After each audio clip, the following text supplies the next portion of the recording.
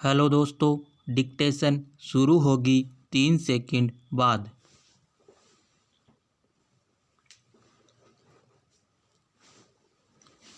Bharat, America, Japan और Australia के बीच quad virtual सम्मेलन कई मायनों में महत्वपूर्ण है। भारत चाहता भी है कि यह संस्थागत रूप ले, लेकिन अभी बहुत कुछ स्पष्ट नहीं है। हालांकि इस समूह को लेकर अमेरिका, जापान और ऑस्ट्रेलिया काफ़ी सक्रिय है। क्वाड बनने के पीछे कई तरह के मुद्दे हैं। अभी वैक्सीन डिप्लोमेसी हो रही है। चीन का पहले से बेल्ट एंड रोड इनिशिएटिव है। दक्षिण चीन सागर में चीन के बर्ताव को लेकर भी सवाल उठते रहे हैं। पूर्वी चीन सागर में कभी जापान के साथ तो कभी फिलीपींस के साथ उनका टकराव रहा है। नेविगेशन की स्वतंत्रता बाधित हो रही है। वहीं भारत का नज़रिया हमेशा समावेशी और अंतर्राष्ट्रीय नियमों के अनुपालन का पक्षधर रहा है। भारत चाहता है कि हिंद प्रशांत क्षेत्र में किसी तरह के टकराव की स्थिति न रहे। अपने राष्ट्रीय हितों को देखते हुए हम कोई ऐसा कदम नहीं उठाना चाहते हैं जिससे चीन के साथ तनाव की स्थिति उत्पन्न हो।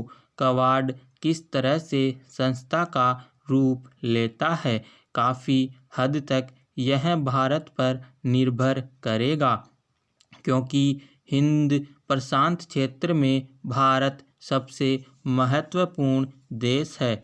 आपसी सहयोग के मामले में इसका रिकॉर्ड अच्छा रहा है। आसियान समेत अनेक संगठनों के साथ भी भारत का सहयोग और इसकी भागीदारी बेहतर है। हमारी लुक ईस्ट और एक्ट ईस्ट पॉलिसी में आसियान देश महत्वपूर्ण है। भारत इन देशों के साथ अपने संबंधों में सतत सुधार का पक्षधर है। हालांकि क्षेत्रीय व्यापक आर्थिक भागीदारी RCEP में भारत ने हस्ताक्षर नहीं किया, क्योंकि हमें लगा कि उसके कई प्रावधान हमारे राष्ट्रीय हितों के अनुकूल नहीं है। उसमें चीन का फ़ायदा अधिक है। अगर वह बदलेगा तो हम हस्ताक्षर करेंगे। इससे उन देशों के साथ हमारे संबंध खराब नहीं हुए। हमने बेल्ट एंड रोड इनिशिएटिव पर हस्ताक्षर नहीं किया, यानी हमने राष्ट्रीय हितों के अनुरूप फैसला किया। म्यांमार में मौजूदा घटनाक्रम की हम आलोचना तो करते हैं, लेकिन उसमें हमारा दखल नहीं है। चीन का ऐसे मामलों में बर्ताव अच्छा नहीं रहा है। चीन जिस तरह से अंतर्राष्ट्रीय नियमों का उल्लंघन करता रहा है, उससे अनेक देशों पर असर पड़ता है।